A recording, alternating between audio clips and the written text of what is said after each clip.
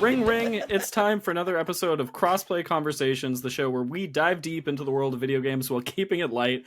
I'm your host, Luke Lewis, and today I am once again joined by my co-host, the Sneaker Savant. It's Joseph Hooper. What's up, everybody? Let's go. And joining us as well is the Wii Wonder Kid, as seen on TikTok, Jacob McCourt.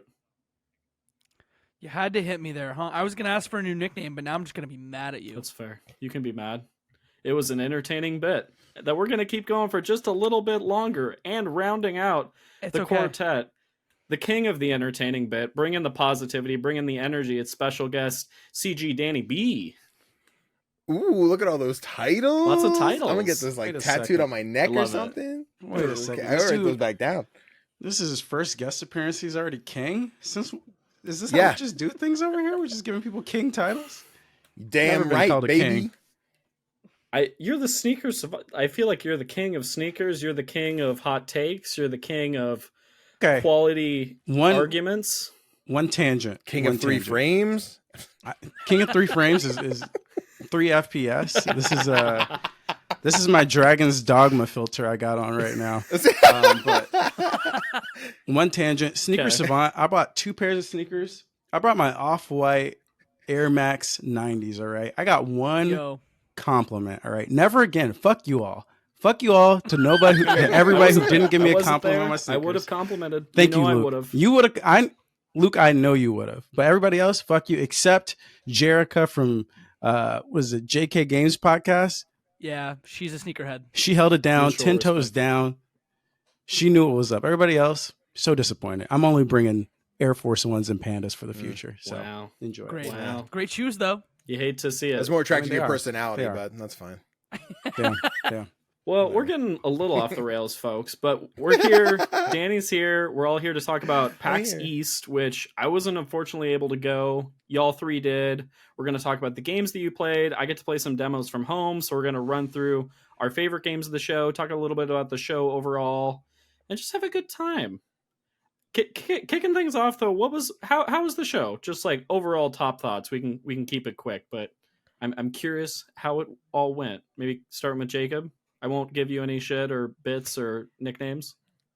No, please. I'm here for the shit. It was my 11th PAX, and so maybe 5 before the pandemic and about 5 after. I'm missing 1, but it's fine. PAX was great. I mean, PAX has become, a place to find new indie games, to hang out with friends that I only get to see once or twice a year, and like make jokes in a bar that make a joke in a brewery about the shtick Hydro Man and have everyone at the table understand it. So you get a whole crowd of people to chant Picto Chat. Like those are the vibes I look for. So sure, the floor was a little bit weird. Major players missing, some major AAA and indie players missing, but overall I had a great time. Yeah. How about for you, Danny? This was your first PAX, correct? This was my first PAX. This was first time on a plane. Yeah, baby. It was a lot of firsts. It was a lot of firsts. This podcast, we're just yeah. Honestly, March is it. March 2024. Good month. Maybe I'll lose my virginity this month. That'll be crazy. That's not true. That's not true. It was a joke. I don't know how far we go on this show, but here we are. We went there. I mean, no. It was great because Jacob was like, "Hey, I saw you on 6-1. I don't know if you're going to PAX." I was like, "I wasn't going to." He's like, "You should apply for the media badge." I did. I got that. He's like, "The panel got approved. You're gonna have 2 badges." I'm in the space I don't know what all that's gonna mean, but I'll just wear 2 badges. We booked the flights, go to our first PAX, and then I was saying, I think through Saturday night was the drunken sitting in the Seaport hotel with 20 people just being oh, this and that, and oh my god, and all these people that were just usernames on a screen that I got to meet in real life. I got Jacob and Mike Towndrow, Kyle, and all these people. I'm this is pretty sick. So I know we talked a little bit about PAX Pass having bigger booths and everything like that, but I was for first PAX, I can't complain. So no, I love it. Awesome. How about for you, Joseph? Yeah, I would say if I use the word, I would say intimate is this PAX was intimate. Good and bad. I'll say it almost felt like this was the very first PAX ever, just because of the way everything was presented and the types of developers that were there. It was very hard to eye the games that were going to be the games of the show before you actually got on the show floor. Like in years past, I think you kind of know what the big standout games are going to be. This year, not so much, but we found a lot of great gems that we'll talk about soon. Panels were awesome as always. Really missed Jacob's trivia panel, not just to butter him up over here, but that's one of my favorite events every year, and I was sad that wasn't there. But Jenna Stieber did a great job. There were some great other panels as well. And yeah, it's always nice to see everybody, but I'm curious how PAX West is going to compare to this one, because we've set an interesting precedent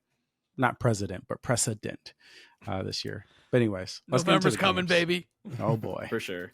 I'm curious too if like PAX West kind of learns from the trying to do the 2 convention centers thing, and like, I don't know. This will be an interesting one. It'll be a telling one, I think, in a lot of ways. But let's get into the games, because I think we do actually have quite a bit to talk about in terms of variety, in terms of genre. Danny, do you want to kick us off with your game of the show? Oh boy, I get to start? Yeah, why not? Yeah. I think every podcast I've been on yet, which isn't many, but it's enough, I've mentioned Dustborn, and that was it was one that I remember seeing announced, totally just off my radar, forgot it existed. I was like the tail end of media hour. I'm like kind of looping around. I'm like, oh, hold on, I remember this one. So I sat down to play it and had an absolute blast. It's this combination of like a Telltale game. It's part Life is Strange. It's part Guitar Hero. And you're playing as this like rebel uprising group who's like in guise as like a band. And you start by like walking around your garage, your friend's stuck under the bus. You kind of have to like, oh, I need a device to fix this. So you roam around, find the stuff you need, solve that problem. Eventually you run to the cops. They're like, hey, what are you guys up to? This is where you do the Guitar Hero part. Like, we're just a band, mate. Don't worry about it. Play through that whole thing. A little bit of third person action combat a la like God of War. That was a little bit clunkier. I'm hoping that kind of get polishes out, or like maybe it's a little bit more minimal than the rest of the gameplay. But that one tonally was really cool. Artistically, it's got like a Tales from the Borderlands kind of style, not as like rugged, but still that like kind of boldish black outline. As well as just like a lot of diversity. Looks like there's going to be a lot of people of color, probably queer representation in it. And I like having the cast that's not just like 5 white dudes with beards in there. I'm like, the main character's name is Pax. And for a while I was just like, oh man, it's a funny bit for Pax. Like, no, that's just her name. That just really worked out. So Dustborn was like my takeaway. And then I know we have video for the podcast, or all audio one. I don't know. Video. There's video. Perfect. Then they can see my little guy that has my PAX hat, but this is the little robot plush dude I got for playing the demo that I had no idea I was going to get. Very cute. But that was such a cool Yeah, game. It comes out end of August. It looks really rad. I was looking at the Steam page. Just based on like first glance, it kind of reminds me of Thirsty Suitors from last year that I really liked. Okay, yeah. In terms of like stylish vibe and incorporating music in cool ways. Like, yeah, this game looks dope. Yeah. Super up my alley. Hell yeah. The line was long the entire weekend. I think that I used my media hour really poorly. Yeah. So I just went to the PAX Rising booth where I could have got on any station in 30 minutes or less. Dustborn was consistently 2 hours. Yeah. Wow. That's cool. Yeah. Very nice. Well, excited to check that Glad one I got out. there Definitely on my radar. Jacob, what was your game of the show? Yeah, so I was a puzzle sicko this PAX, which I guess is unsurprising, but I guess I'm in like a real Balatro state of mind. So my game of the show, it was tough, but it ended up being Let's Revolution, which I only felt was tough because it's a game that is technically already out on PC, coming to consoles on April 11th, but it takes elements of Minesweeper and then kind of puts it in a like puzzle-based roguelite, which all those words makes my brain go woo. And the demo itself was really fantastic of like, the Minesweeper numbers give you an idea of how many paths are around, and the paths are where the enemies are, and you essentially have to beat all the enemies on a board and then find the king and then make your way to the next board. There's 10 boards in a set, and after that, who knows? I'm actually going to be maybe talking about the game again soon. But I really loved it, and we talked to the devs, and it was their first game. Buck and Antwood were sort of the devs. Buck on the sort of animation and gameplay, Antwood on the music, and the music was minimal but lovely, sort of inspired by old 1995, 1998 era Windows sound cards. Okay. And there was like a whimsical Candyland-esque aesthetic to the visuals as well. Buck has worked on stuff like Enter the Spider-Verse and other animation projects. It's their first game, and it's wild. And it reviewed incredibly well. Like, if you look on OpenCritic, I somehow missed it, but it was like a 90 on OpenCritic. Damn. So, yeah, I found that out after I gave them an award. It was like, here's an award for a really good game that everyone else thought was really good, but Less Revolution, man. It was great. Yeah. Do you think this will play well on like Steam Deck or Switch in a portable format? Or I would imagine this would play really well on Steam Deck, yes. Cool. Yep. This seems like a good... I want to just quickly... Yeah, please, jump in.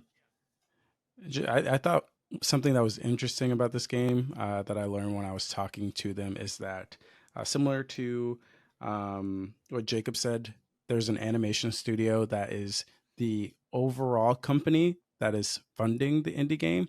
So essentially there's a very small dev team amongst a bunch of artists that are leased out for projects like Spider-Verse and other animation projects. They did an episode of Love and Robots. Love, Death, and Robots. Cool. Yeah. So they talked about like this cool strategy they have where they basically pitch this game idea, it gets greenlit, and then whichever artist think the project pitch is cool, jump on and do art for the project. So they had like a specific artist who does a bunch of like I forgot what it's called when you design the letters for logos like and stuff. Fonts? Yeah. There's a typography. They had a typographist or whatever do the logo for Less Revolution. And a cool thing is that they said when they have their next project, it could be a completely different art style because who knows what group of artists they're going to get when they pitch their next project. So I thought that was cool. I had never really heard anything like that before. So shout out to that. Yeah, that is cool. Can I promote a content that is not crossplay? Sure. So we're gonna have an interview on the Left Behind Game Club of Michael and the sound designer as well. The name's escaping me, but that'll be out next week. So just follow me on Twitter, and I'll share that out. Check that out. Nice. Can I plug something that's not Left Behind Game Club or Crossplay Conversations? No, of course you can. Do it. I'm actually going to be on Hideo Kojima's podcast talking about Less Revolution tomorrow. Everybody tune into that. The Kojima Experience or whatever the hell that podcast is called. Hidden Brain? Is that what it's mapping, called? Let's Party 2. Yeah. One of these. I know one of these are true. Two truths and a lie. On the beach. Can I plug something that's not crossplay conversation? Yes. Yeah. I played the demo for this last year at Steam Next Fest. The VOD's out there somewhere. Cool. There you go. Okay. Go find it. Did you enjoy it? He's like, yeah, dude. He's like amateur. Yeah. No, I did. This was really cool. I was never a Minesweeper guy, but like the art style, the vibe of it, the music. I thought this one was a really cool one. I never picked up the full thing. I forget. It's one of those things where two other things came out at the same time or had some other code, so I just kind of missed it. But yeah, hearing the Metacritic score, I'm like, okay, this game's getting it. Nice. So I might try and grab this on console when it drops. I think there's kind of a theme, at least for my picks. I don't know about y'all, but I have a lot of genres that I don't typically gravitate to, but I think that were done really well that I wanted to highlight today. So it's cool to see some that we're highlighting cool narrative games, cool puzzle games, and not just the biggest, baddest blockbuster thing. I don't know. It's cool. Joseph, what did you play? What do you want to talk about?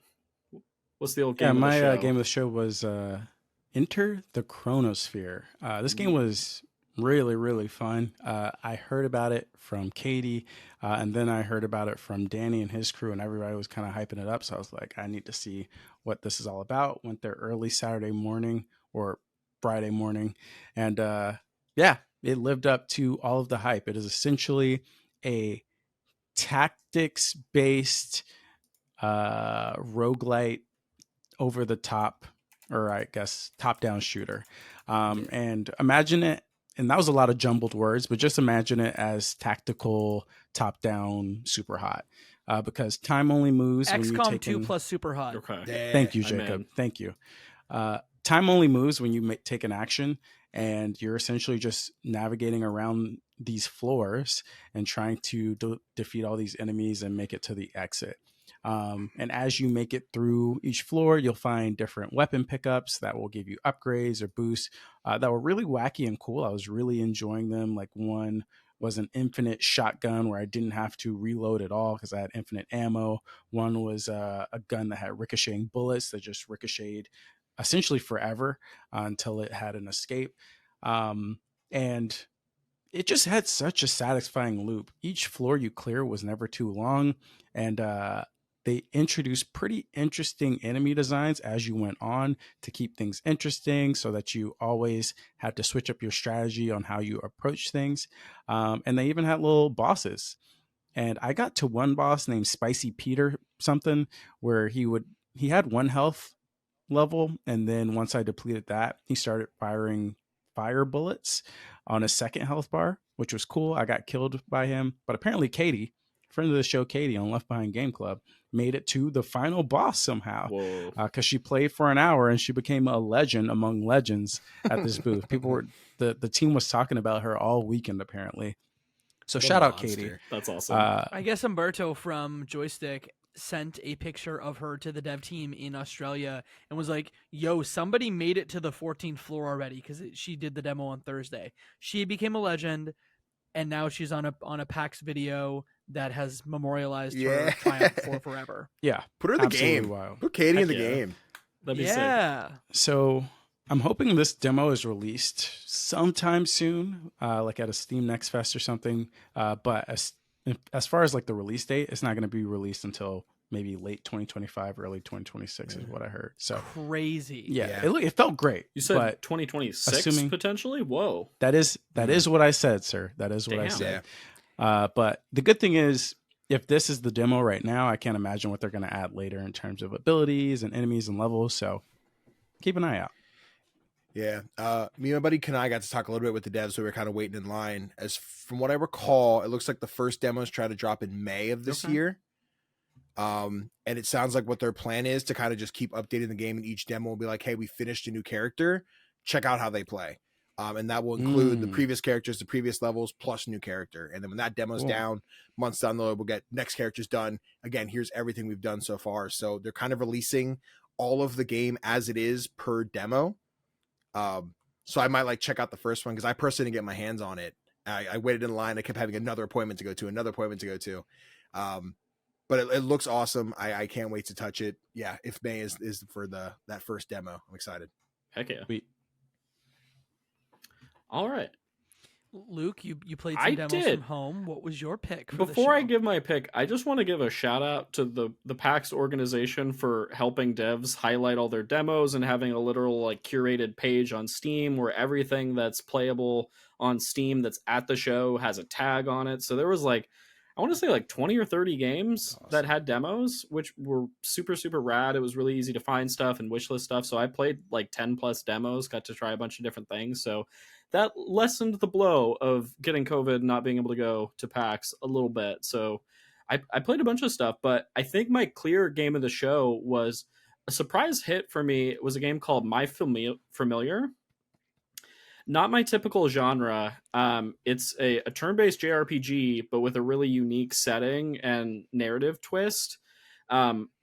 Coming off of Sea of Stars, I've now accepted that I do enjoy turn-based combat and that it can be really fun, which wasn't something I always felt. But this game's really, really cool. It has like, I would compare the art style to like cool pixelated Teenage Mutant Ninja Turtle arcade games, but it's this buddy cop storyline that starts in this like kind of crime-ridden city, and then you quickly get transported to this like mythical land where your characters become this like crazy purple monster creature, and you're fighting all these goons, and you have to go on this like grand quest and adventure, and you're eating tacos to regain your health, and the music is this awesome like pixel jazz bebop soundtrack that really resonated with me, and it was just like the style, the vibes, the gameplay, everything was all hitting. And yeah, I had a blast with this demo. I wanted to keep playing. I'm intrigued by the story, but like the music and the style and everything were just 10 out of 10. So highly recommend folks check this one out. And the demo is still available if you want to play it on Steam now. So did it feel like Toe Jam and Earl? Yeah, I could see that. Those vibes Yeah. a smidge. It was like, that's why I threw out Teenage Mutant Ninja Turtles, because this is like zany, over the top. They describe it as like a buddy cop RPG, so it has kind of like 80s action movie dialogue and vibes. But yeah, really, really cool. Joseph, I know you played this one as well, correct? Yeah, you described it pretty succinctly and beautifully. Love it. Yeah, like you said, I had a great time with it, and I think what stood out to me was kind of like the humor and writing attached to the gameplay. So yeah, I'm really looking forward to like that full story as it comes out. All right, let's go. We have a few more games to highlight. We'll go round robin style and run through some of these. Danny, you want to give us another one of your honorable mentions? Sure. This next one I got to see in one of the suites. So it's Into the Dead, Our Darkest Days. That was some in one of the suites. Dude, they were like, you want some water? They gave me the freaking the flash drives for the press kits and stuff, dude. I got that info. Yeah. But yeah, so Into the Dead, Our Darkest Days. So I guess there's already 2 of these games already. They're on mobile. Very different format. I think they're first-person shooters on mobile. But this newest one is a new take on it. It's like a 2D side scroller, similar to this War of Mine, kind of that survival roam around in 2D type deal. The demo I got to play didn't have any of like the survival stuff. You're just gonna have bases, morale, all that kind of junk. For this one, it's still pretty early. I think we're looking like a late 2025 release date, if I recall.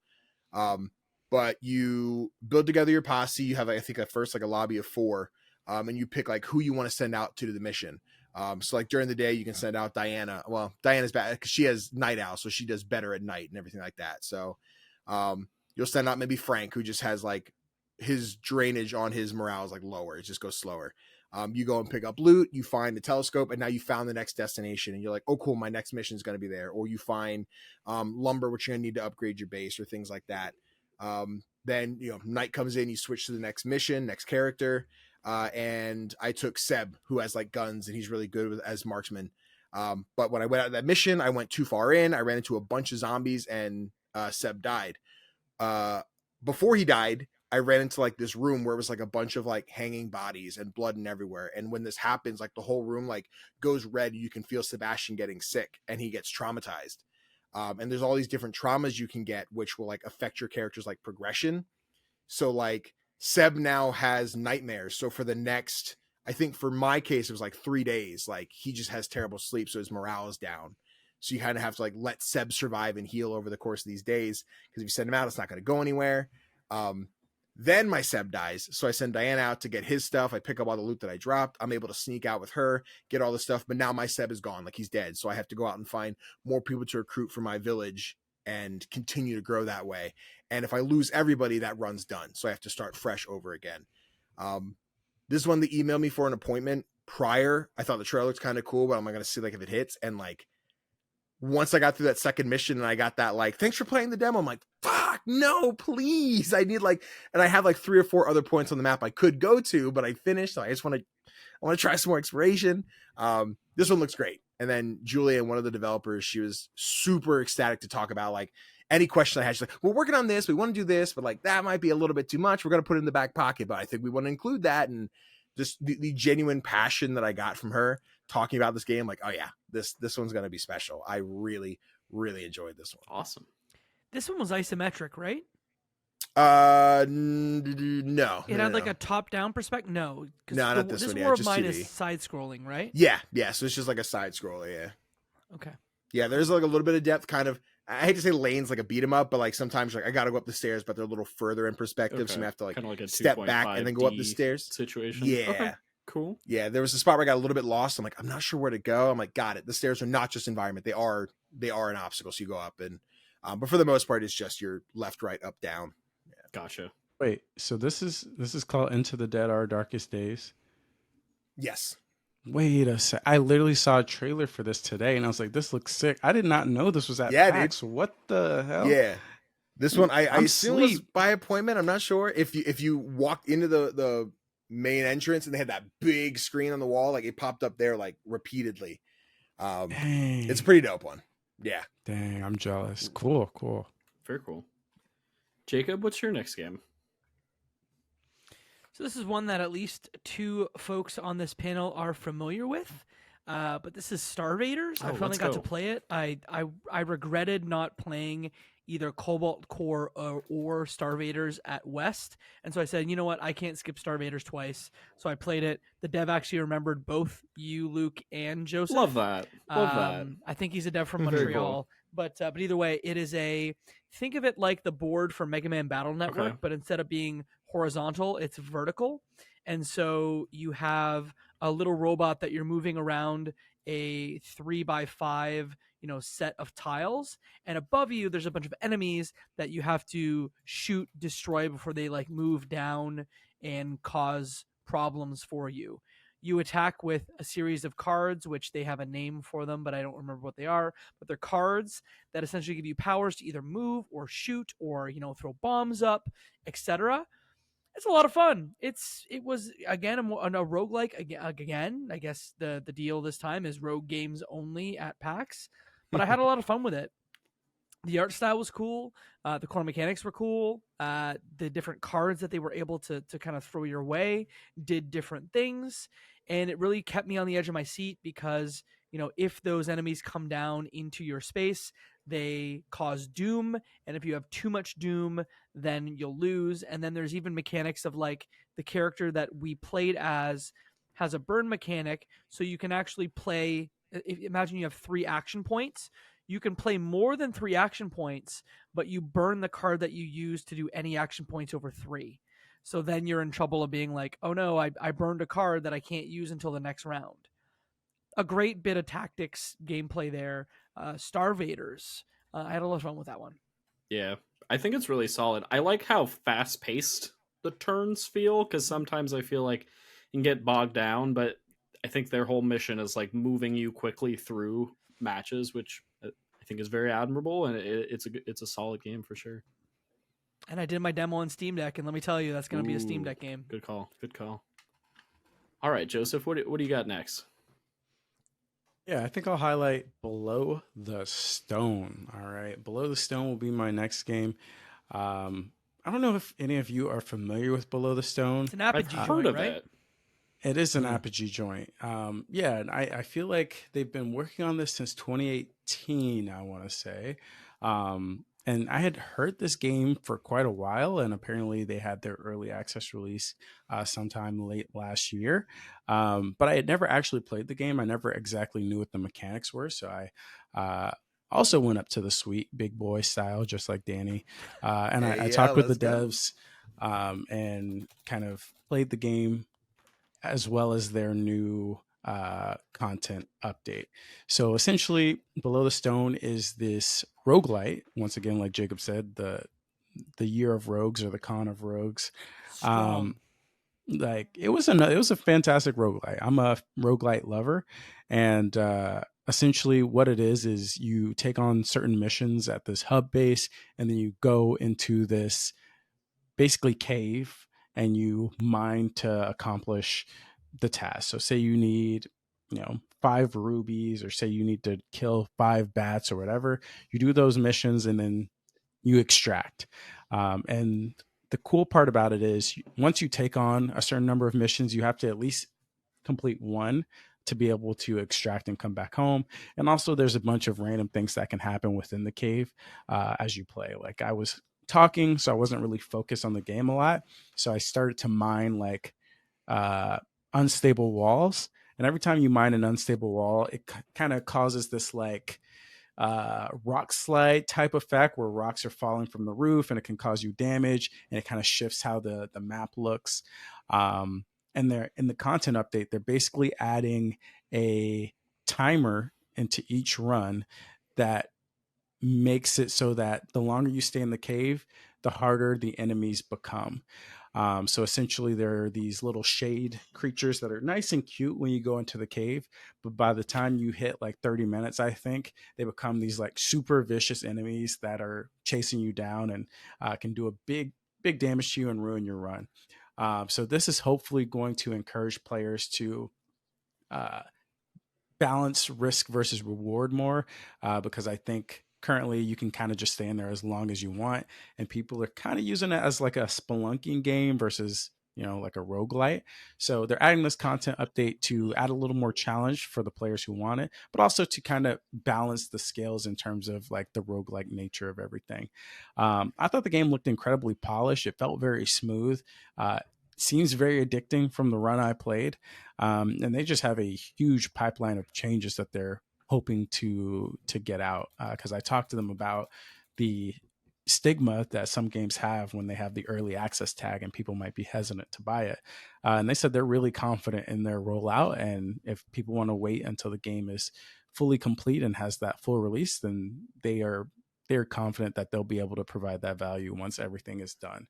So I thought that was a ballsy thing to say. I appreciate the commitment, and I think so far the game looks like it's ready to be out of early access right now. So I can't wait to see what everything looks like after all of their content updates.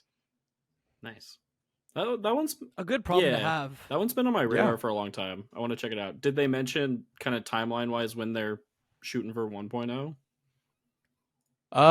Yes. I don't recall if I'm allowed to say or not. So enough. I won't say. But I'll say it's coming in the future. Just in a couple say months. it. What's gonna hurt? It's coming in a couple months. Sweet, several months. No, all good. All good. I'm excited to check it out. Another game I'm excited to check out. I didn't hear anyone online talking about this game, so I don't know if anybody of y'all played it. I don't know if anyone was talking about this game, if it was tucked away in a corner, but Crypt Custodian was one of my favorites that I played demo-wise. This is from a solo dev. It's developed by Kyle Thompson. This game is real dope. If it's not on your radar, it should be. It's a Metroidvania-style action-adventure game. I'd compare it most to maybe like Death's Door, I think, in terms of like perspective and combat style and just kind of the way you're moving through the world.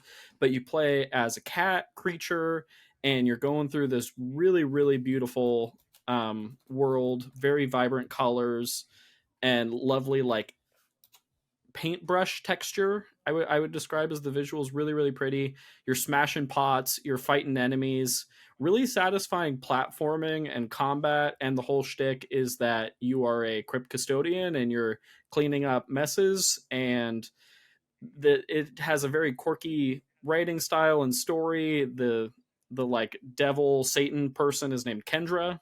Bit of humor there, and it's just like, it's zany, it's weird, but the gameplay and the art style I felt like really backed it up. So highly recommend Crypt Custodian.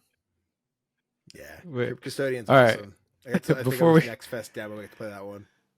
Before we go on, I need to understand, because I think me and Jacob had the same idea when you said, what is the Kendra reference in terms of... I don't know if it's referencing like a specific Kendra in history, but there's a character that's essentially like Satan, or like the keeper of the crypt, if you will, and her name is Kendra. Oh, just because it's funny because it's just like a regular name. Yeah, that's all I was getting at. I wasn't implying anything else. Okay. Yeah, no, I was just implying it's like in, for example, Final Fantasy VII Rebirth, and this isn't a spoiler, Tifa's dad is named Brian. Like, that's kind of the vibe of just like, that one of these things is not like the other in terms of tone, and I just find that shit amusing. So isn't that crazy? People have names. Well, honestly, Crypt Custodian, they're all animals too. So I'm with Luke. And actually, since we're on this point, sorry, Luke. No, please go. No, you're good. I was going to say, it's a funny and wholesome game that also has a little bit of heft and challenge to it. Yeah. I didn't play it at PAX, but I did play it at the last Steam Next Fest. I was in my home, but I played it during the last Steam Next Fest, and I thought it was really fun. I don't. There's something about games that are published by a single person's full name that are just fire. Chained Echoes was the same way, where it's just like just some person's name on it, and I'm like, oh, okay, yeah, we're eating on this one. So yeah, I think this was a great and fantastic demo. I am sad that it wasn't super well advertised. This was one of those ones where the publisher booth was like, oh, okay, I can see this publisher, but I don't quite know what games are on display. Was it like so multiple stations, each with a different game situation? Yeah, I think like each game had one computer. That's and always like, tricky. The publisher itself was like a smaller booth. So that's fair. Yeah, I'm glad you found it. I'm glad you're highlighting Top Hat is correct. The publisher, Top Hat. yeah. Okay. See, I didn't see this one out on the floor at all. I knew they said it was going to be there, and I'd also played it during Next Fest, so I like wasn't necessarily looking for it. But yeah, after bringing it up, I'm like, I didn't even see it out there, so I'm sure a lot of people didn't. The demo is still available as of this recording, so Yeah. Hey. And if you beat the demo and love it, please check out Eyelids, which is Kyle's first game, which is also fucking great. Shoot. I didn't know that. Yeah. That's really cool. Wait a second. That's such a cool connection. Jacob. That's a great game. Yeah. The guy who we met at the bar said he was here because his friend had published Eyelids or something. Do you remember that? Oh yeah. But wait the a guy second. Who was That a transplant to Toronto. Yes, but Small apparently world. the developer of Crypt Custodian was not there. So now I'm confused. Like if this guy, I don't know. Now we got to fact check. I think some the things. games industry is smaller than we all think, and everybody kind of knows everybody to some extent. So be a good person and karma, all that stuff. Anyway, let's talk about some other games. Speaking of good people, Danny, give me another game. Good. Yo, speaking of games made by a person with a name, Animal Well. Flawless, no notes. No, Animal Well. So Billy Basso, I think it was Basso, I think is what we decided during 6-1. Animal Well, super gorgeous, stunning pixel art, Metroidvania. You play as this little like chicken nugget dude. And as you're just kind of like exploring the map, it's a lot of just all Metroidvanias are kind of about exploration, but this one just had like those little nooks and crannies of like, would I have seen this before? Did I stumble upon this by accident and get like really lucky? Prime example I'm thinking about, there's like you have to crank a crank, rotate a crank, whatever. And a platform moves up, and as soon as you land on it, it goes down a lot faster. So if you don't make that jump quick enough, you flubbed it, you're not getting back up or to where you need to. But there's like a little tunnel underneath that happens to take you through like 2 other rooms back up to where you need to be. And then aside from just like the exploration and the puzzles, the world's filled with these different animals. Some are just kind of chilling there, being weird. Like there's a duck that kind of quacks like a pig oinks. And I was like, you're not going to hurt me, are you? Are we good? I just walk past them. We're chill. But then immediately into the next room, there's a bunch of porcupines, and they're doing that. Like they're going around the platforms. I'm like, okay, you will hurt me. You're going to worry. Like I'm going to do everything I can not to get hit. And then these big chinchillas that look like Totoro just kind of run into you, and they want to like hug, but you use them as platforms to get up. And one of those pushes me into a porcupine, and I died. And I'm like, okay, well, don't let this happen again. We got to get out. And there's probably a 10-15 minute timer on this demo. And I remember the music kicking in, wondering what's going to happen. And that's when I finally noticed the timer, and the screen just kind of closes in on you. Just 2 big black bars just coming in from the side. Like, not sure what's going to happen. Am I going to die? And just like kind of fades to black. And it's like, thanks for playing. But it's so atmospheric. And I remember when Donkey announced, hey, we're doing big mode games. I'm publishing Animal Well. I'm like, okay, that's a partnership. I don't know how I feel about like Donkey publishing. A lot of people like not going to go well. And just the snippet that I got of Animal Well, I can't say it speaks to big mode as a whole, but like Billy's got something really cool here. And I don't know how long the game's going to be, but just exploring this world is just going to be awesome. Yeah, Animal Well's pretty dope. There's even stuff you haven't covered of like the constellations in the background, or like the stars that are there to do weird shit. And the game's out basically tomorrow. Is it not out in May? Yes, May. Oh, sweet. 9th. I didn't know it got a date. May 9th. That's awesome. Yeah. Because I think... I forget if that one's just PC first or consoles too. Or how yeah, I'm not sure. I played that at East last year, I believe, because it's done the PAX circuit a few times, and yeah, it's really dope. It was one that I played a few minutes of, and I was like, I've seen enough. I I will abstain until full release. I'm ready. But yeah, it's very cool. All right. Animal Jacob, next up. What do you got? Let's talk about Disco Samurai. So Disco Samurai is a game from Pixel Fiber Games. It's their first game. I believe they're a Polish developer. The publisher is We Dig Games. And essentially think of Hi-Fi Rush, but it is top-down and cyberpunk instead of whatever the heck Hi-Fi Rush is. The demo was quite short. It was very much like, let's teach you the core mechanics of the different attacks you have, whether it is a sort of regular hit or, you can use a kick move, and that kick move will, if you kick someone into like a vase, it'll one-shot kill them. And even the 2 levels of blocks, there's a block where it's very much like you have to parry on a certain like cadence, which is the same feeling as Hi-Fi Rush of like hitting it on the beat, or you have to hold it for 2 beats, depending on how the enemy's attacking. Very early, but to me, like, showed a lot of promise. One of those demos where you go like, if you do this for a whole 3 to 6 hour game, I'm going to love it. And so Disco Samurai, the demo was very early, but I enjoyed it a lot. Planned for 24. There's no demo on Steam, but just watch it for a few minutes. If Hi-Fi Rush top down, but cyberpunk like draws you in. That sounds great. Yeah. I was surprised. It was like a 9-minute demo, but I very much got out of the demo and said, okay, yup, this is a game that I'm going to keep my eye on. It was right next to another very good game, which I'll talk about later, Kamikaze Lassplanes. Okay. But we'll save that for later. Okay. Love it. Little tease. Oh, Joseph, banger, what's your baby. next one? So yeah, I think I'll talk about Beat Slayer. And I guess my pitch for this will be, think of Hi-Fi Rush, except top down and cyberpunk is what I would say. Literally, it's almost like the same type of pitch. I'm not even shitting you. It is another kind of like beat 'em up style, do a couple combos on beat type game. I thought it was pretty fun. It's coming out in a couple months, and this one was pretty interesting because I jumped into the demo. I'm playing it, and I'm like, this is the weirdest demo. Like, they're not telling me how to play. I don't know what I need to do. And I played for probably like 20, 25 minutes, and I got to the boss. And as I'm fighting the boss, I hear the devs whispering right next to me. They're like, pss, pss, pss, and they like, this guy right here. And I'm like, oh God, what did I do? I'm like, am I playing the wrong build or something? And I die at the boss. I almost had him. I died at the boss. And the guy talks to me and he's like, hey, like, have you played this demo before? And I'm like, no. And he's like, are you like good with rhythm games? I'm like, I mean, yeah, I guess so. He's like, yeah, you probably should have played on hard because like basically you were supposed to die like early on, and now you're in the tutorial area and they're going to give you a new ability to play through. And he was like, but actually like you played too long. Like just play the tutorial and then please do not play another round because other people have to play. I'm like, damn. I'm You like, look at the final okay. boss. He's like, please stop. This is their whole game. Joseph like, just played it.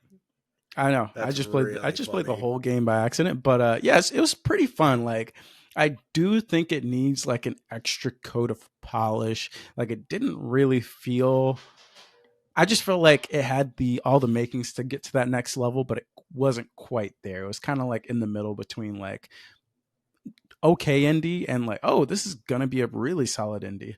But I think it's a little too late for that. The game is going to release, I think, next month or maybe in the coming weeks even. Wow. 8 days. So, I mean, if you like rhythm games, I think it's worth a try, even despite what I just said. But yeah, let's Beat Slayer. By the time you hear this podcast, it comes out April 2nd. This game will be coming out on April 4th. 2 days. Well, there you go. It's good because I needed another game for my here's upcoming indie games in April, and I didn't know this one. There you go. Love it. There you go. On the rhythm game note, it's a good segue into my next game. I want to talk about Fretless from Ritual Studios. This game is also dope. Another turn-based RPG, but really cool. I'd almost say it's like, imagine the Artful Escape, but as a turn-based RPG. Your main character yields a guitar, and there's like awesome Guitar Hero style mini games mixed in with turn-based combat. This really, really cool pixel art style, super stylized. you're going on this adventure. I was super in, and I was listening to an episode of the 6-1 IndieCast, and Harry mentioned that the devs are musicians and they recorded the music themselves, and so like the sound design's really awesome, and it just has this like very like authentic we're in a band feel, which I feel like not every game that tries to incorporate music has that like level of authenticity. So I really appreciated it, but highly recommend folks keep an eye on Fretless. So I interviewed the devs. Oh, sick. Or two of the devs, and I asked them that exact question of like, are you guys a band? Because there are 4 of them. They're high school buddies. They live in Chicago. Oh, sick. And so That's I awesome. needed to ask them like, hello, Sure. were you a band? They were never a band. They were just very good friends, and they all live in a house, and they're working on this game, and they are from sort of the Chicago game development scene. They left a larger studio to make this game, and it's funny. There's a connection to Animal Well as well, where I think not the main developer, but the second developer who's working on Animal Well like knows these guys, and they worked at the same studio together. Okay. The game's development scene is wild. That's awesome. That's really great. To your point, Fretless is dope as shit. Yeah, it's real cool. Each enemy like has a specific instrument that they are like the sound for. So whether it's like a xylophone or a specific guitar, like each one has their own music. It's so exciting, and somehow not coming out till 25. Yeah. Let them cook. I want it now. Yeah, I do too. But it's very cool. Yeah. All right. Just downloaded the demo myself because I ran into you, Jacob. I think probably just after the interview. Yeah, and I was like, "This one looks lit." I hope it was like end of the day. I'm like, we have the panel tomorrow, and then I'm out from there, so I'm probably not getting to play it. But yeah, I just downloaded the demo here, so I'm like, I'm gonna play that. Sick.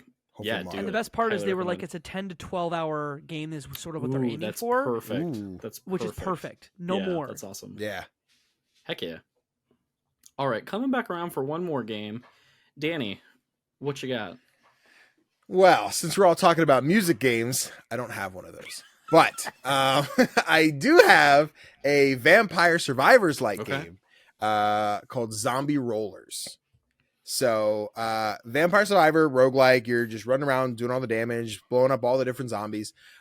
Except you play as like a team of mechanics, healers, scrappers, all on top of like a giant pirate ship style monster truck, like tank type deal.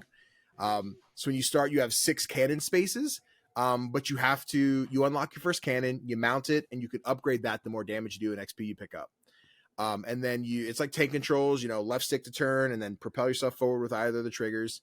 And then the more zombies you're taking out, the more bases you destroy, you're unlocking more cannons, then you're putting up, cannon 2, 3, 4, 5, 6. To eventually you're getting dust storms that kind of shrink in on you, so you have to kind of move inward, and that's where like more zombies spawn in, so you have a lot more like close quarters combat there. You could just run them over, but that will damage your ship. But with the members of your crew, they all have like certain perks, like someone may be more handy, so you want to make him a mechanic, but you have someone who's a little more nurturing, so you want to make her a medic. If your medics go down, you have to go into your party and change somebody else to a medic to heal the medics so that they can get back into the fight and then switch around. So it was a lot of figuring out the team part, I think, is the most confusing part off the rip. But if you play Vampire Survivors, if you played Goobies, if you played any of the other ones, the whole list, very similar type gameplay. You just explore the map until you die or win. I really dug that one. I'm excited to get deeper into the like controls of the ship and getting all the different turrets on it. But just, a cute little tank game. Nice. I appreciate someone doing something a little different in that space, because we have had a lot of Vampire Survivors like games. So very cool. Yep. Jacob, what do you have for us? I have a great game that almost made the list for best of show. It is LUCID from Matt Black Studios. Played the game. The hype is real. When they say it's a Celesteoidvania, let me tell you, it feels... I'm going to say something controversial. It feels just as good as Celeste as far as the jumps go. Whoa. And it's a Metroidvania. I know. I played the game with Hayden, I think he's helping on production, and then Eric came by sort of during my demo, and I think everyone here has maybe met Eric in some way or fashion, but dope dude. and his influences sort of come out in the game in multiple ways. Loves kaiju, and that came out in the intro cutscene. He loves Smash Bros, where one of the there's not a roll, but there's almost a dash where you can dash through stuff, and that is very much pulled from Smash Bros. And you're slashing through diamonds that give you additional jumps, and there's a lot of, at least in the demo that I played, jump puzzles that you have to sort of use that, you move across this diamond, gives you your jump back, just like Celeste, and it feels really good. I was like, this could come out tomorrow if there was more levels, and I would play it. It's great. I think everyone here has some experience with it. You played it too, Danny, right? Yes, I had another sweet appointment with it. I unfortunately didn't get to sit with Eric. I did sit with Hayden. Hayden took excellent care of me. I was hoping to get to meet Eric. I think we had a few email exchanges early last year kind of talking about hey, if you want to cover Lucid, as if I was the prestige there. I'm like, Eric, shut the fuck up. I'm excited to play Lucid. Yes, I'm very excited for it. Yeah, it was a bummer I didn't get to meet him. But yeah, like I said, Hayden took excellent care of me. Everything you said, absolutely on point. I'm so excited to play more Lucid. I literally came home am I about to install Celeste just to scratch get that the itch? and that. Yeah, that's good, a high dude. compliment. That's awesome. Do we have talking a about how release Celesteoidvania is a Celeste 25 for it? Okay. I think is the window. I think so, yeah. Sorry, you were saying there was something else. controversy about Celesteoidvania, but I'm like, dude, that explains exactly what the game is. Yeah. Is it just because people get offended at using Metroidvania of Metroid was first, or Castlevania was this, no, I think it's or that? It's being touted as the first Celesteoidvania, maybe, but whoever thinks it's dumb is also dumb, because this game is a Celesteoidvania. Yeah. The whole It's just roguelike, Celesteoidvania. Don't engage this, all right? Don't engage this. Don't feed the trolls. I don't think it's worth it. Yeah, it's a good game, good guy, good folks. Love it. All right, next up, Joseph. Yeah, I think my last game is going to be Tape to Tape. This game is awesome. I love arcade sports games.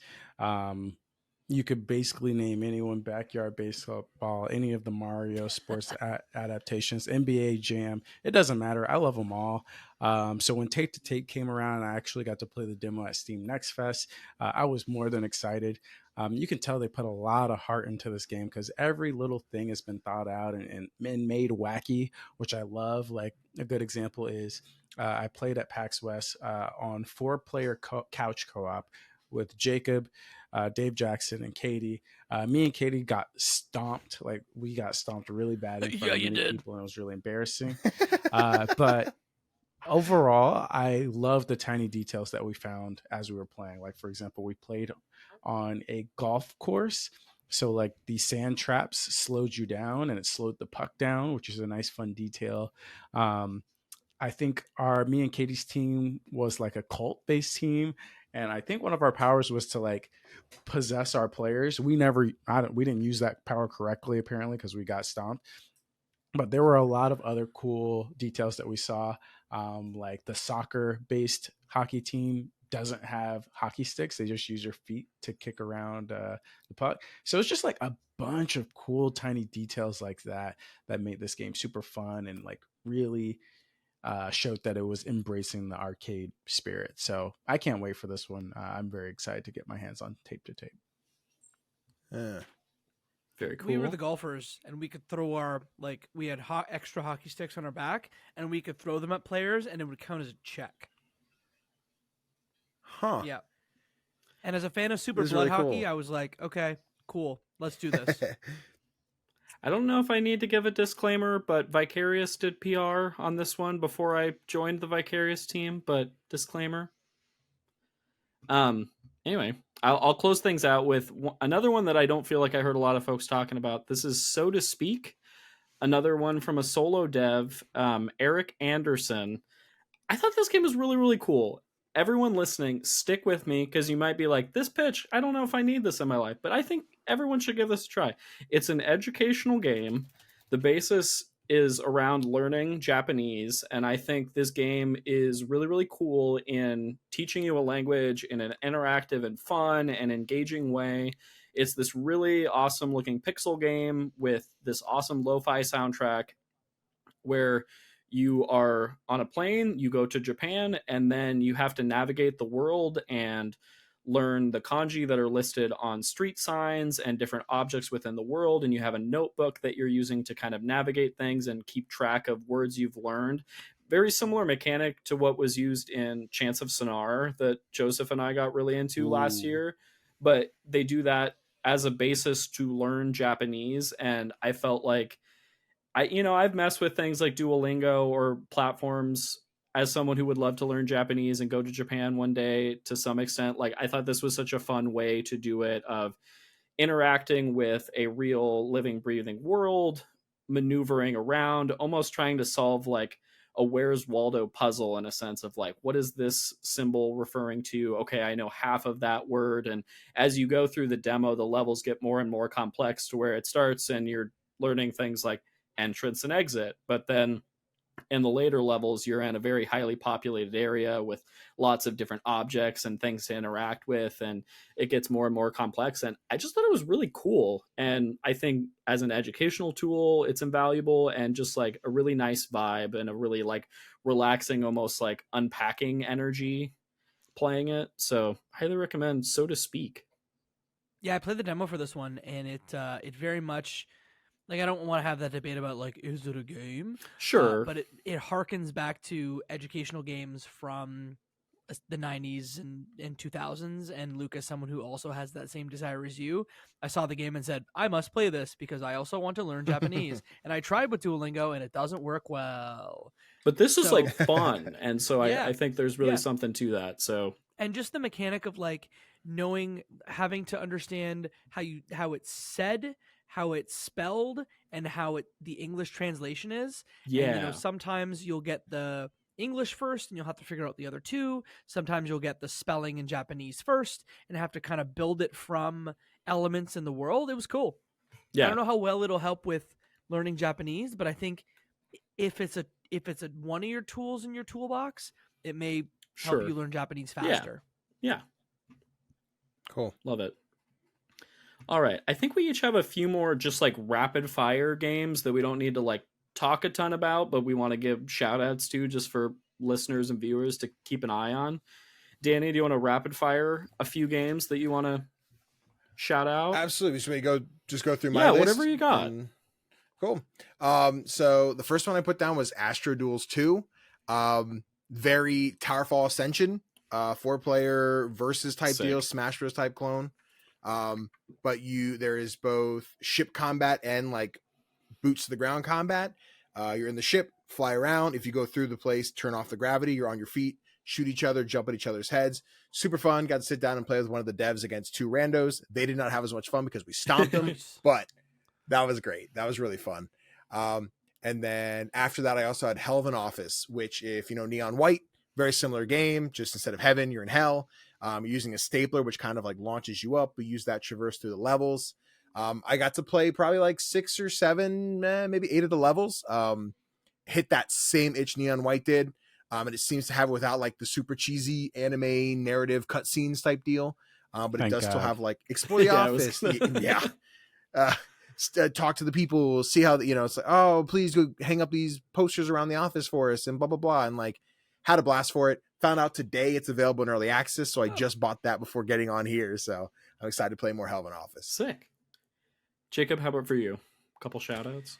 Danny, I have to give you an apology here. And I alluded to it earlier. You did. And I haven't put it on microphones yet, so I feel I need to give this to you. On the Danny's 6 so Indie Cast ready. Day Oh 1 my God. podcast. I'm waiting for the psych. There's no psych. I played a game called Kamikaze Lassplanes after Danny brought it up on the 6-1 IndieCast that we were on together, and I sort of laughed at you and then also said that there may be nipples. So I need to apologize for you for 2 reasons. One, this game is part shmup, part visual novel, where the women turn into planes, and the planes then shoot all the items on screen, very much like a Ikaruga or whatever. That part of the game was fine. It was actually fun. It was way better than I expected. So, Danny, I must apologize to you. The shmup part of that game was very good. And then also, during the visual novel, you do go to a bathhouse. As you do, the boobs were very wet, but I did say on 6-1 IndieCast that, bro, there are nipples here. What are you doing? There were no nipples on the show floor demo. So for that, I have to apologize to you. So Steam's a fibber. Yep. Wait. No, because that was never my argument. My argument was I don't care what's on the PAX show floor. There are nipples in the screenshots. Yeah. It's false advertising. You can't have little kids coming up to the PAX demo being like, "Oh yeah, this game is totally normal." You're saying they because go to buy there are it. no nipples, you're mad. I mean, kinda. Listen, I'll leave it. It was fun. Yeah. Would I play it in my house with my partner around? No. But the game was pretty good. But with the partner not around, maybe. Maybe. My pants will stay on. That's all I had. Okay. On that note, yeah. Joseph, please. Okay. Mine. Anything. I'm going to shout out Lysfanga, the time shift warrior. This game is already out. It's a very cool action puzzle game where you use multiple time clones of yourself to solve action fight puzzles. Very, very cool. I played the demo and I thought it was fantastic. I would say the art style / vibe of the game is a little generic, which might be why it's not getting a ton of love. But I think the core gameplay concept, very cool. Highly recommend people check it out. And hopefully there's a demo on Steam. If not, check out the gameplay, and I think it might interest a few people. My other on Steam. Perfect. Go play it. My other game, I think, will be big. Actually, no, it's not going to be Big Boy Boxing. That game is a little too hard. I don't know if I can recommend that yet. But Light Odyssey, boss rush game. I will say the gameplay is kind of scuffed in Light Odyssey. Like, this still looks like very, very early days, but it is a boss rush game that kind of has the Shadow of the Colossus type art style where like it's kind of like black and white color vibes. But I had fun fighting the first boss that they threw at me. Once again, the gameplay is kind of scuffed, but who knows? Maybe the game will be polished when it finally releases and it'll be a great boss rush indie game. We'll see. Light Odyssey. Love it. All right, I'll quickly shout out a couple. I played the demo for Helskate, which is in early access now. I've been looking forward to this one for a long time. Folks, if folks aren't familiar, it's Tony Hawk meets Hades. It's dope as fuck. Highly recommend it. The best thing I can say about it is it feels like Tony Hawk. It controls really, really well. Super, super fun. Highly recommend. Another one I played was Memories Reach, developed by 100 Stones Interactive, for folks that love Portal or love more recent indie titles like the Entropy Center. Really great puzzle game that I really dug. Got to the end of the demo, immediately wished I could play another level, play more. Was very, very fun. And then I'll briefly chat about my time at Day of the Devs, just since we're running long tonight.